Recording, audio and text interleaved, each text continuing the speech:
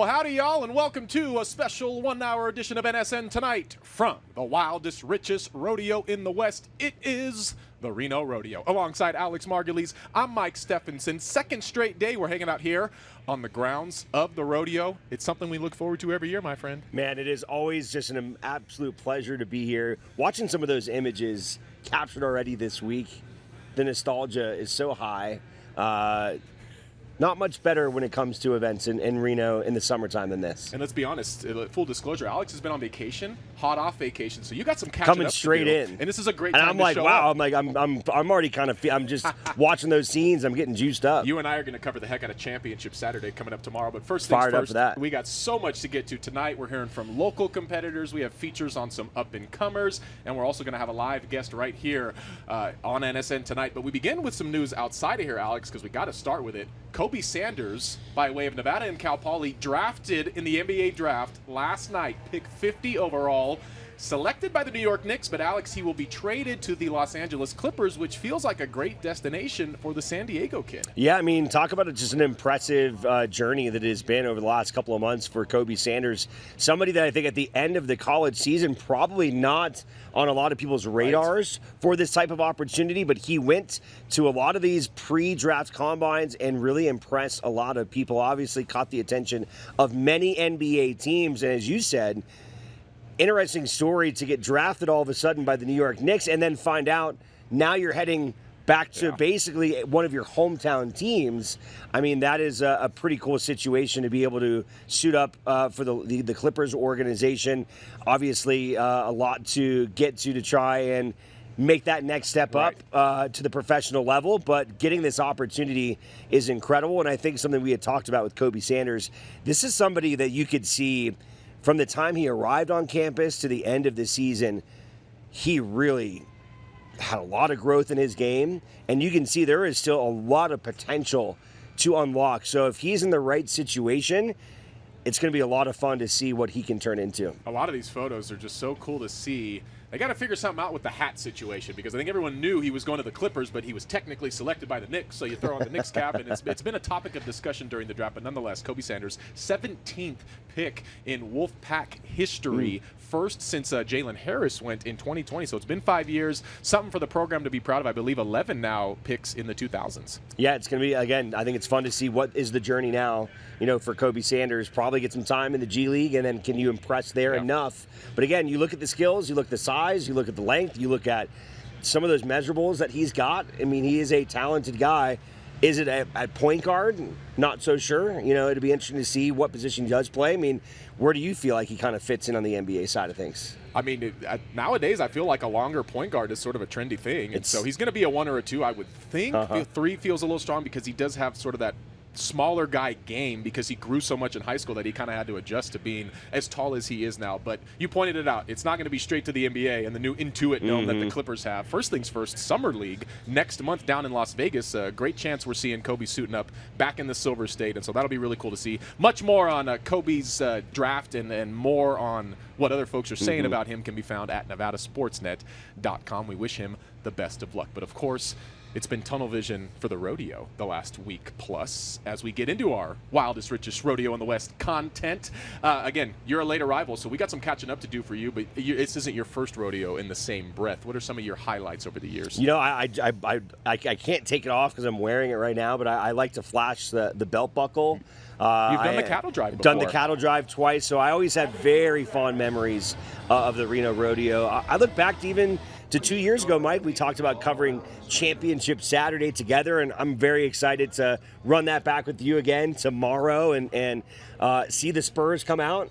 And it's just a fun week here. It's the people, the familiar faces, it's the fair, the carnival, the food, the action. There's something for everyone. You know, it's just one of these special events. And I'm telling you, as I travel around the country, I tell people, going to the Reno Rodeo, there are a lot of people like, man, I want to get there one day. Yep. You know, it is truly kind of one of those sort of bucket list kind of events if you're in this type of circle, or just even as a casual kind of country cowboy type of person. The Reno Rodeo is definitely one of those things a lot of people would love to get to, and it's something that we're certainly very fortunate to have had in our community now for over 100 years. So crazy I to mean, think. it's just a wild staple of this community. And you said it, it's a destination for so many, and you see the world's baddest cowboys and cowgirls and the baddest athletes, as in the livestock, come through the Reno Rodeo each and every year, but also the fun stories are the first-timers, especially local products. We're going now to a story from our Shannon Kelly on a new saddle bronc rider who comes out of a town, frankly, we had never heard of. In between Elko and Wells sits the small town of Death, Nevada. There's post office and that's about it. Little railroad, not very many people, but one of the most beautiful places in my opinion. I can tell you every road. That's home for saddle bronc rider Hank Whitaker. It's peaceful. I mean, you kind of do what you want. Rodeo, I started as soon as I could ride a horse. My dad rode bucking horses. He did it for a while and then just kind of decided to do the ranching deal. He recalls making the trek west to watch the Reno Rodeo growing up. I've come here a couple times with my family and always thought, man, this is the coolest thing ever. Now a rookie on the PRCA tour, Whitaker is competing in his first Reno Rodeo. It's a dream come true. I can't thank everyone who's helped me out enough. I've had a lot of guys in my corner, and I don't think I'd be where I am today without those guys. After 2 seasons at the College of Southern Idaho, Whitaker has since leaned on his cousin, Winnemucca native Mitch Pollock, who's been a saddle bronc rider in the pro rodeo circuit for more than a decade. When he got out of school, he said he wanted to ride bucking horses, and I said, I'll do everything I can to help you. I'll show you how I do it, and I'll show you the ropes. I'll enter us, and if you want to go, we're going to go, and we're going to rodeo. That's our job. So he's, learning how to balance things out, and he's doing really well. He's helped me tremendously. It's pretty cool to be able to be around guys like that, and just the energy just feeds. So hopefully be a champ one day just like him. How about a hand clap for a Nevada cowboy? We don't have that many of them here, and we get one once in a while. The rookie is embracing the highs and lows of the sport while representing the Silver State's next generation of bronc riders. He's been going to a lot of the rodeos with me. If he doesn't get into some of the bigger ones, he'll still go with me, and if there's a turnout, he'll walk up and get a spot. And all I told him is when you get an opportunity, you do the best you can to capitalize on it. Just the feeling. I mean, there's no feeling like it. The adrenaline. Once you get tapped off on one, it's the best feeling. At the Reno Rodeo, Shannon Kelly, Nevada Sportsnet. Great stuff there from Shannon. So in the lead up to the rodeo, I got a copy of the day sheets, and I was looking up all the Nevada contestants, and I saw Hank Whitaker, Death, Nevada, and I thought, where the heck is Death? What have you since learned about It's still Death? in the 775 area code. The population apparently peaked in 1910 at 250 people. It was kind of a railroad town, but a devastating fire basically wiped it out. So I'm not sure. It doesn't sound like there's a whole lot left in Death, except for maybe a couple ranches, and obviously that's what we got here. But pretty cool to see. I mean, anytime you get one of these locals, and it is fun to kind of see some of these.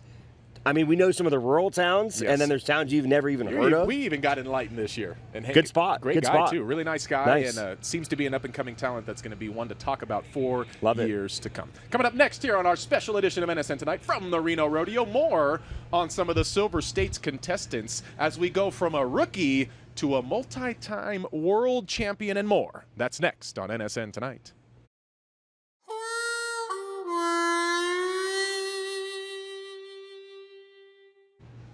NSN Tonight from the Reno Rodeo rolls on alongside Alex. Mike, we just talked about it in the opening block, but always great when Nevada competitors come through our region. And I feel like, at least in the last handful of years, it's been more and more each year, which is great.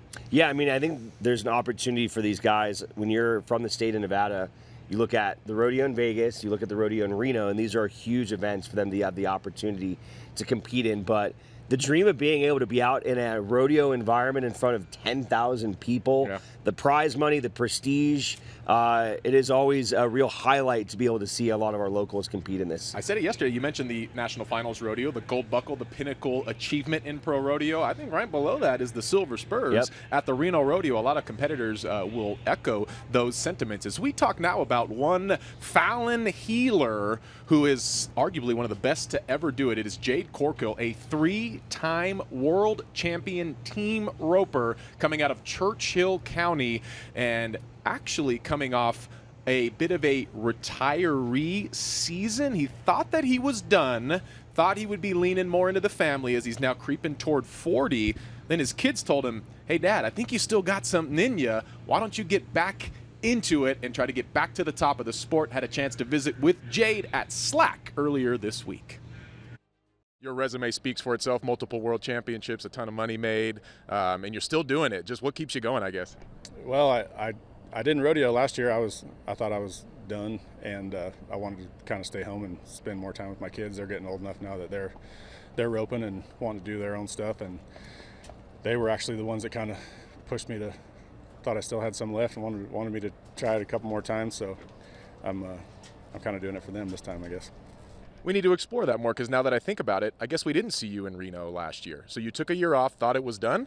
Yeah, I mean, I wasn't going to be done roping, but I was going to be done rodeoing full time and just kind of go to the bigger jackpots and stuff. And they're just, I mean, people that have kids understand when they get to a certain age, it gets really hard to, there's always rodeo, but there's not always a time for them.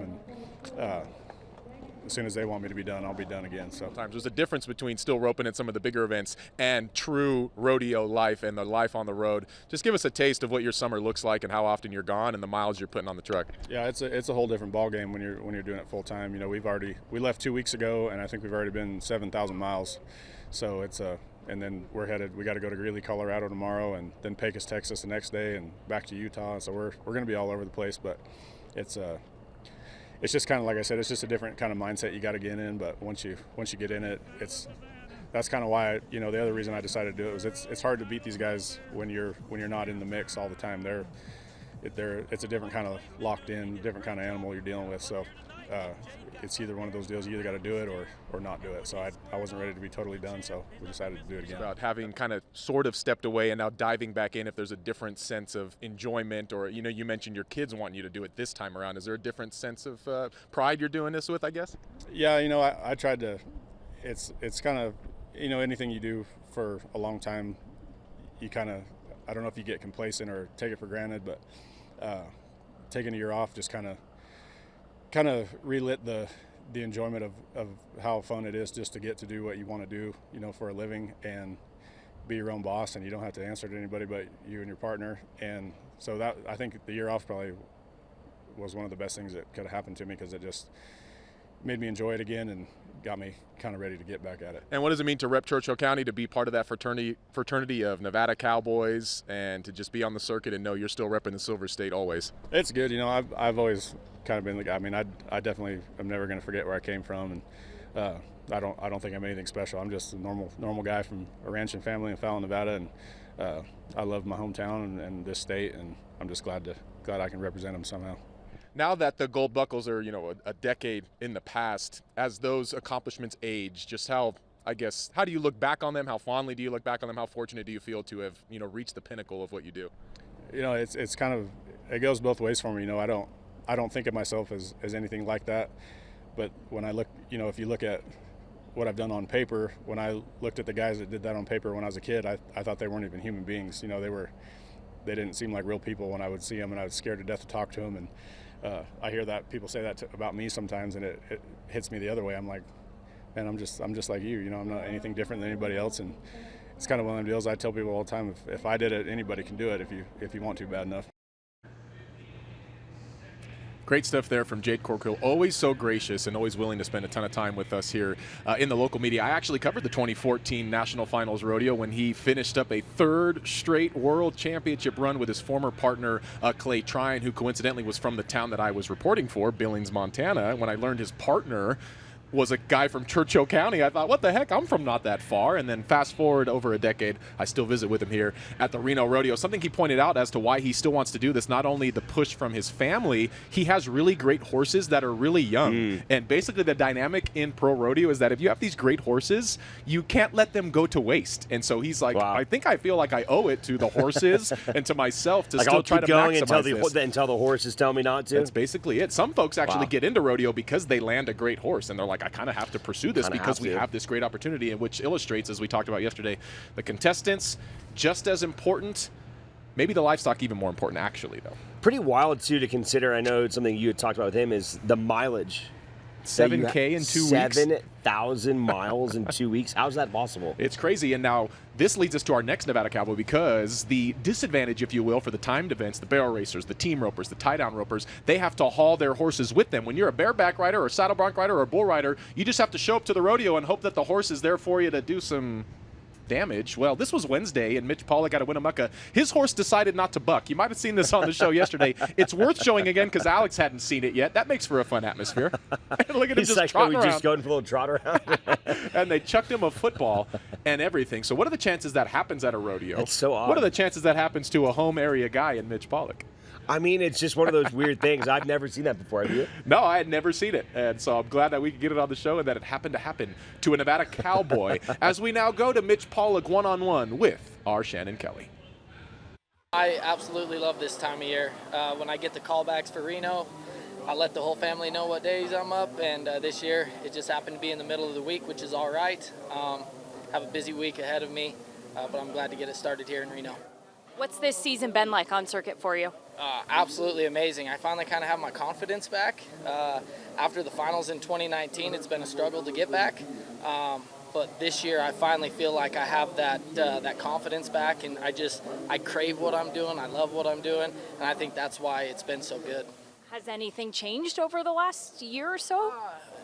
Drawing good horses, that's a huge factor in this sport, drawing good.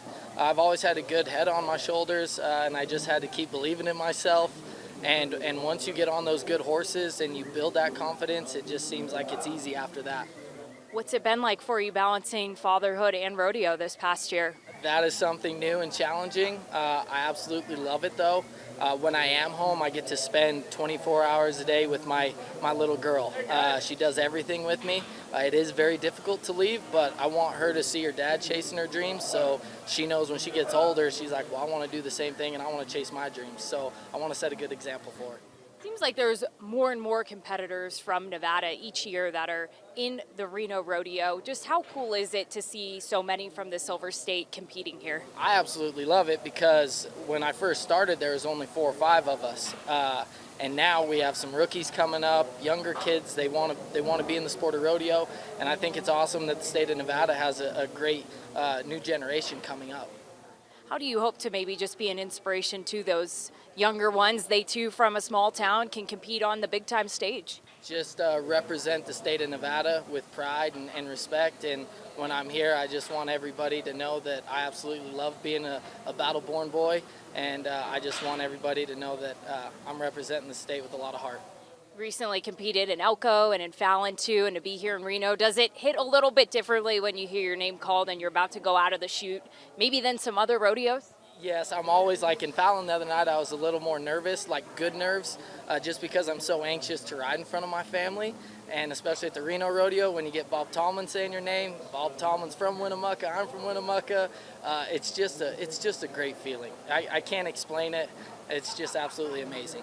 Tell me about your cousin Hank and how he's evolved in this sport. Yep, Hank's a rookie this year, and when he got out of school, he said he wanted to ride bucking horses, and I said, I'll do everything I can to help you. I'll show you how I do it, and I'll show you the ropes. I'll enter us, and if you want to go, we're going to go, and we're going to rodeo. That's our job.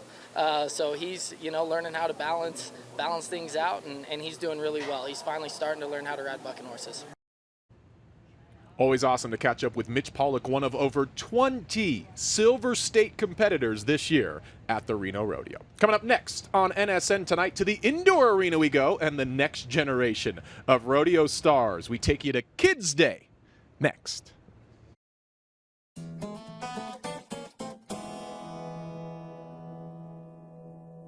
And every night, the best reaction inside the Reno Rodeo has got to come from the kiddos and the sheep.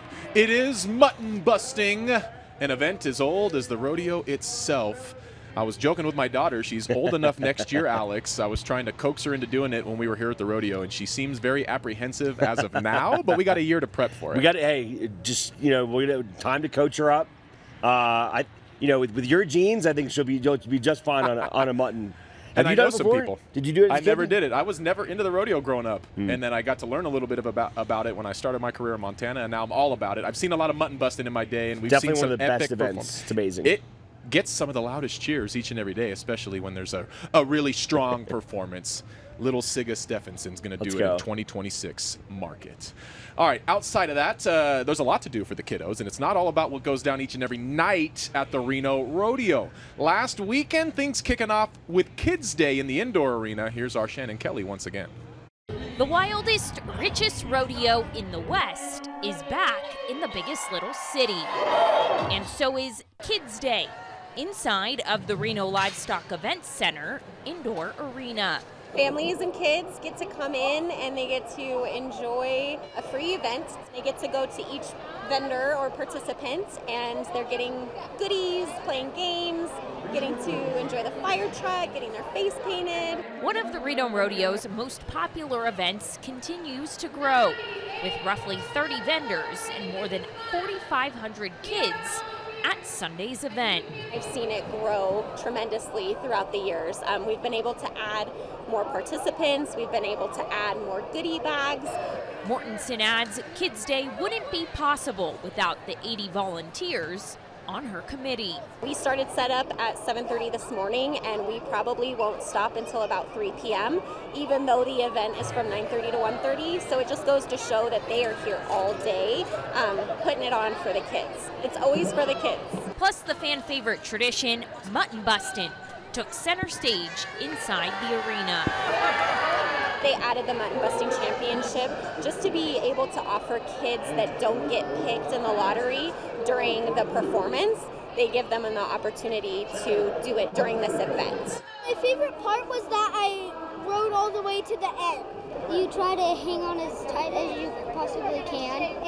It's fun because you can go really fast. My favorite part is the holding on tight and having fun. It's kind of like you're in a race car, but you have to hold on. All right, let's ride! Honestly, I love kids. I really do. We're raising our youth to become the next cowboys and cowgirls, and I think it's important that they know that at a young age they can start kind of anywhere. In Reno, Shannon Kelly, Nevada Sportsnet.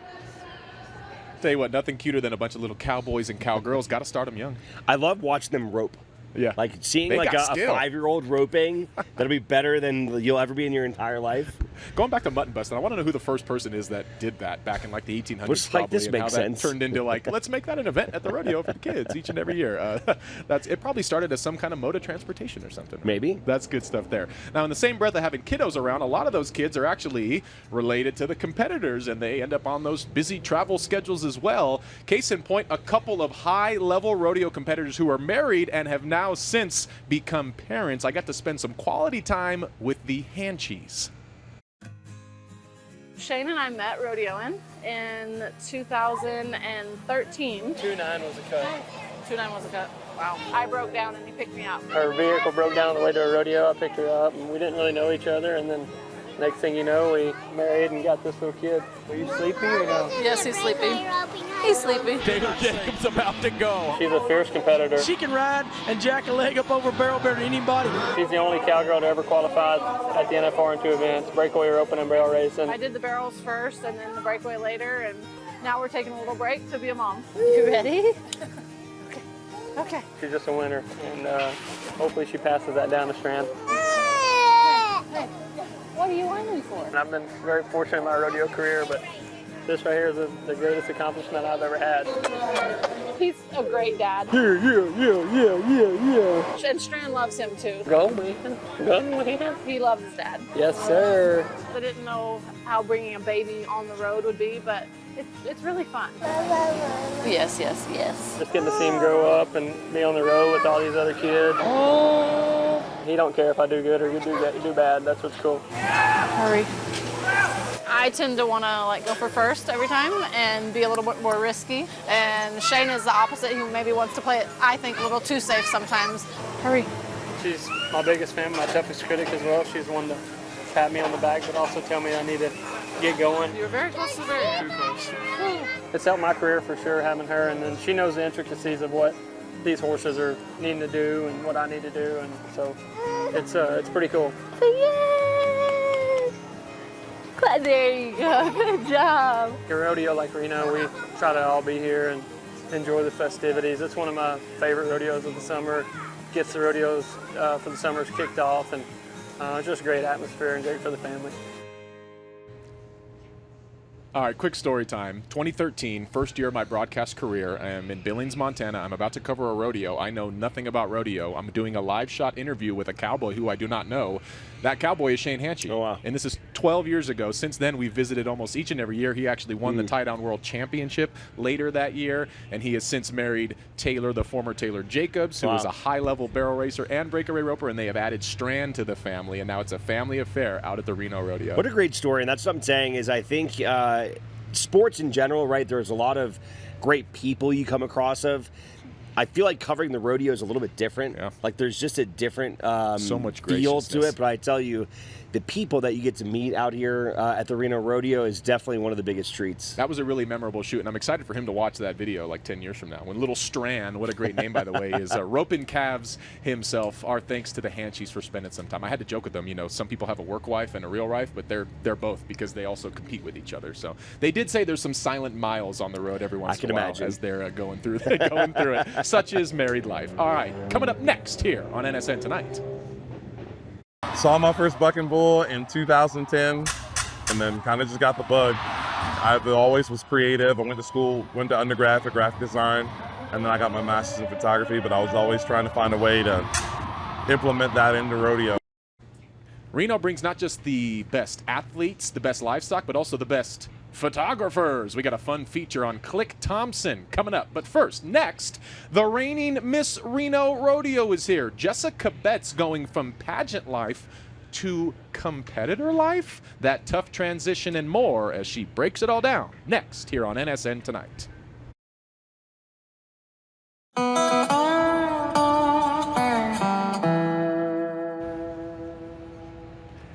Welcome back to this special one-hour edition of NSN Tonight from the Reno Rodeo. Thrilled now to be joined by Jessica Betts, reigning Miss Reno Rodeo, but you've got a lot of other exciting things ahead of you. But let's first talk about your run in 2024 as Miss Reno Rodeo and what it meant to you and how it was. Yeah, it was so fun. I am so thankful to the Reno Rodeo for allowing me to have the opportunity to represent one of the greatest rodeos in the West. I had a great time. I did so many fun things. I got to travel all around, find different rodeos to go to that I wanted to come back as a competitor, and yeah, things like that. All right, let's talk about now that transition between, a lot of people don't go from Miss Reno Rodeo to being a competitor, but that's exactly what you're doing in barrel racing. Yeah, absolutely. So I decided that I wanted to be Miss Reno Rodeo because I wanted to have the experience, and then I wanted to go out as a competitor, and I'm so incredibly thankful for Reno Rodeo. They're one of my big sponsors this year. George Combs, he is our general manager, and he really had a hand in helping me land my very first sponsorship. So that's amazing. Super exciting, and I'm just so thankful to be able to be here and representing them still out on the rodeo road. Getting that Reno Rodeo sponsorship, you cannot overstate how significant that is. And before we started taping, you said you were even surprised by that opportunity. What's it been like on the pro circuit so far as you try to fill this permit, try to make some money? It's not for the weary out there, right? No, it's not. My best mare, she decided that she was going to run through my hot wire fence when we went to Eagles, so that was fun. We had to chase her through the parking lot. But no, it's really tough out there. I mean, the horsepower out there is insane, but I got me and my two girls, and we are just chugging away, and I can't wait to actually get my card. Yeah. It's going to happen. Okay, so you're from Washoe Valley. Was there a time that this kind of set in of, this is kind of my dream that I want to do this? When did that sort of take hold for you? Well, I've always been coming to the Reno Rodeo. So I started coming here when I was a tiny little kid. My dad worked for Nelson Electric, so he got the really cool skybox. And then I was a mutton busting kid, so I won the mutton busting one year. And then I kept on coming back, and I was like, I really want to represent Reno Rodeo. And so I ran for Miss Reno Rodeo, got that, and then I was like, I want to pursue my pro rodeo career. So here we are. On the competitive side, when did that sort of take hold? Was it do you remember at an age or when did you start running a moment barrels? where you're like, you know what, I want to do this professionally? When I was about 9, it really took hold. My parents bought me my first barrel horse. She was incredible, Zara. I give a lot of credit to her. And then, I I started training my own, and I decided this is really fun, and I really do love this, and I would like to pursue this as a pro rodeo career. You have any mentors or any bigger names that you've got to just, take some advice from or meet along this early pro journey of yours? Yeah, actually I have. I've been able to just recently sit in the alleyway with Haley Kinzel and Jordan Briggs and Leslie Samoligo and Trisha Aldridge. They've all been just wonderful, and if you do need help, those girls are great. You always can reach out. They're just one phone call away. And that's one thing I want to follow up on, because you guys are all competing against each other, but oftentimes at these rodeos you'll see gals sharing horses, right? And then maybe if a gal has success on someone else's horse, they just give them a little bit of that money. Can you speak to the camaraderie in pro rodeo? There's a competitive side, but also it feels like everyone's also on the same team. Yeah, there is so much of it. My traveling partner Kalana, her and I share that. If we go out and one of our horses acts funny or something, we can use each other's horses, and everyone is pretty friendly, and I've had a great experience with it. It always helps to have a great traveling partner in your corner, and I'm so thankful for her. As you go now and you're on this professional circuit, is there kind of maybe some short-term, intermediate, long-term goals that you have for yourself out there? Yeah, so this November I'm actually raising my 2 futurity horses, so they will go to the Barrel Futurities of America in November. So I'll take them out to Oklahoma, go run some barrels, and then we're gonna see how they do, and I'd like to possibly hit the Texas swing, go at that, get some money earned, big time money, and have my rookie year be one that I will never forget. For folks who don't know, you are currently on a permit and working your way to a card, which it's very coveted, right? How do you get there, and have you envisioned the opportunity of one day running barrels at the Reno Rodeo? Yes, so I was thankful enough to be able to run here last year. They let me do a fun little exhibition, so that was wonderful. But no, you have to win $1,000 on your permit to transition to your card. Nobody tells you how hard that is, but that's okay. And then once you do win that $1,000, you kind of have to plan out your rodeos to what you want your year to look like. For me, I really want my rookie year to be the year I make the NFR. That would be exceptional goal. That's a heck of a goal, yeah. It is a heck of a goal, but I have a phenomenal team of horses beside me. And representing the Silver State too, what does it mean to be a Nevada cowgirl? And just to know, it feels like every year there's more and more Silver State competitors coming through Reno. Oh, I'm so thankful for that. Yeah, it's just such a huge blessing, and I'm thankful that God gave me this dream, and I just can't wait to represent Nevada on the pro stage. Anything else you want to add for her, Alex? I had a great time meeting you. I do actually want to ask you one question. I mentioned before, I'm very proud of this, having been, I call it an alumni, I guess, of the cattle drive. You've done it. You did the cattle drive last year. What was that experience like, being out there for a few days out in the range? And it truly is one of those special experiences. Yeah, it was so fun. I actually got to ride one of my futurity horses, so you all will see her appearance in November.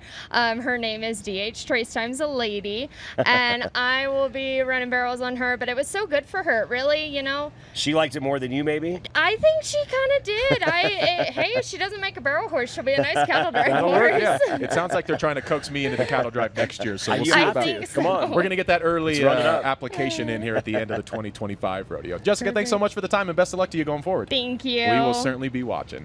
All right, coming up next here on NSN Tonight from the rodeo, we're going to step away from the Wildest, Richest Rodeo and talk a little MMA. Reno's Peyton Talbot inside the octagon tomorrow. We'll hear from him next.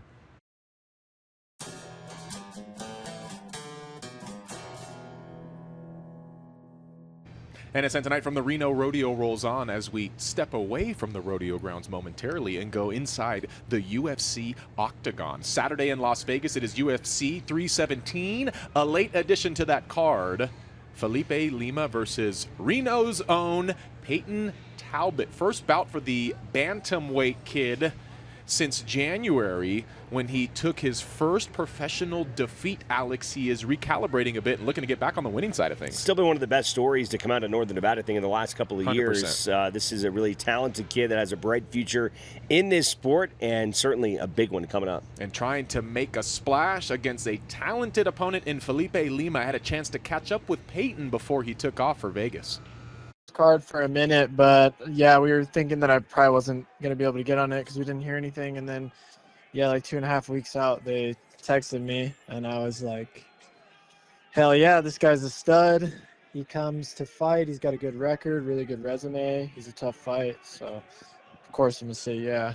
It's a little bit quicker than I'd like on prep. I kind of train year round as though I'm going to have a fight somewhat soon. So not much change, but I was kind of counting on fighting a striker, and then it changed to a wrestler. So obviously this is just opportunity to show some gaps that I've worked on in my game the last couple months. Now that it's 6 months out of your first loss, how did you absorb all that, and what have you done to kind of address it, I guess? I just took it as a really big lesson. I just felt like that was, a veteran versus a young kid. He had his first fight when I was like 3 years old, I think. So it was a big learning experience. I took, just some of those things that I failed at in the fight and worked on that. I also reshaped my camp a little bit because I didn't have a great camp before that fight, and just learned some lessons like, this isn't type of lifestyle that you can take lightly, and you got to show up with the best version of yourself every single time. So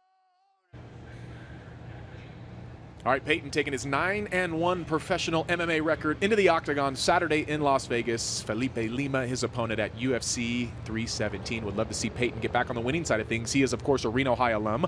Our next story, a fellow Husky alum as well. Garrett Hampson on his third major league team this year. Started with Arizona, ended up with Cincinnati for a quick stint, and now in a St. Louis Cardinal, and he did something pretty memorable recently. Yeah, pretty crazy, Mike. Not known for his prowess on the mound, but he was not needed. A pitcher, by the way. He was needed on the mound by his team.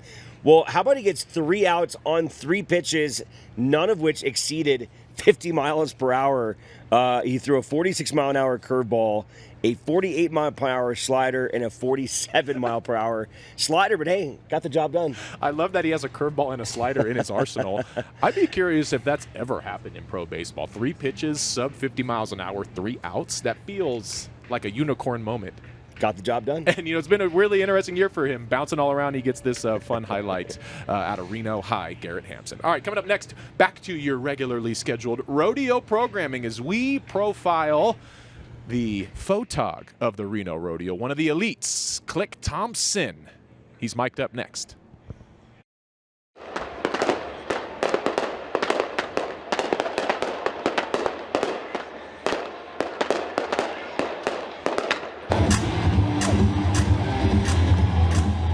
Christopher Click Thompson, 3-time PRCA Photographer of the Year. He's amazing. 4 times now official National Finals Rodeo Photographer. He's got a different vision. I think he is the most genuine human. Click's lenses can reach through the forest before the fire starts and find you the flame. Born in 1987, Tachikawa, Tokyo, Japan. My dad was in the Navy. Both of my parents are from Virginia.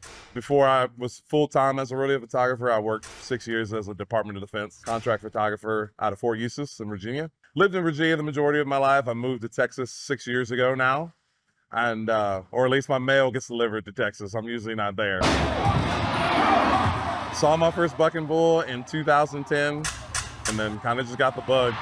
I always was creative. I went to school, went to undergrad for graphic design, and then I got my master's in photography, but I was always trying to find a way to implement that into rodeo. What Click has is a totally different level about life than a rodeo photographer that might come off a ranch. A lot of times when you grow up in the business, you don't see things as clearly as you would if you're from the outside looking in. And that's the cool thing about photography. Whatever you like, you can kind of find some way to incorporate it in what you shoot. Over a certain period of time, when you work at something long enough, it starts to seep out to you. The way you move and how you act and everything is kind of conducted to that craft. He finds a new way to shoot rodeo every week somewhere.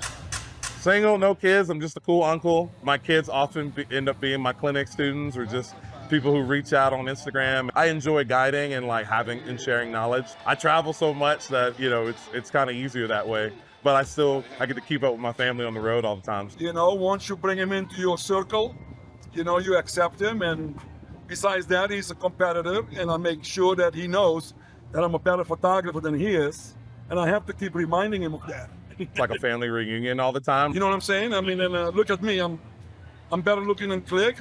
Look at me, how I'm built, and my pictures are better. Like there's someone you haven't seen in a while, you get to catch up and visit. Click is the guy that everybody loves. If you just look at the Western lifestyle, there's so many different types of people, cultures that have been involved in the Western industry and just establishing the West. You know, I mean, effectively, America is a country of immigrants. So, like, we're not all going to be the same. But the cool thing about rodeo is, like, anybody can be involved. And when I started, that was kind of the thing that I thought would be a thing, never was. And that's the where I think rodeo can go. Like, I've always related rodeo to, like, being born in Japan, like, how in Japanese culture they hold so firmly tradition, but they're so ahead of like future and like looking at technology. And I feel rodeo can be the same way. And the easiest way to grow is to invite more people into the deal. The way to keep it going is getting more people involved and showing that there is a place for everybody. That piece shot and put together by News 4 chief photographer John Lynn. We thank him for his contributions to this Amazing special job. edition of Yeah. NSN Tonight. We wrap things up with the crazy travel schedules of some of these competitors during this busy summer run. Of where we can go, how much rest is involved, and there's always fires, natural disasters, and rain. So I've entered all over the place, but right now it looks like we're going to Montana and Oregon.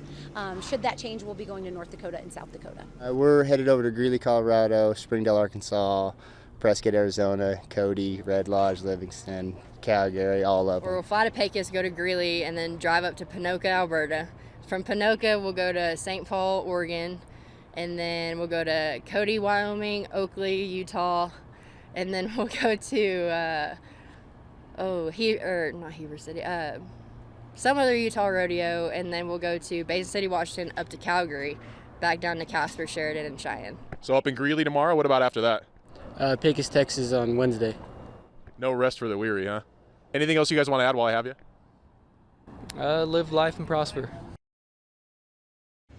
Live life and prosper. A great final note from team roper Brandon Ben. That was his little brother Wawa to the left. They are rookies. I was at Slack and I asked them if they wanted to do an interview, and they looked at me like I was crazy. Like, you want to talk to us? But some reservation kids, rookie team ropers, really cool to see them. And as we heard from Jade Corco, a lot of miles and a lot of diesel fuel this time of year. No doubt about it. It all begins with the Reno Rodeo, though. 2 more nights of action. That wraps up our 1-hour special of NSN Tonight. Alex and I covering Championship Saturday. The Silver Spurs up for grabs. We'll have full coverage on News 4 at 11. Giddy up, partner. Hey, can I try it on? Go for it.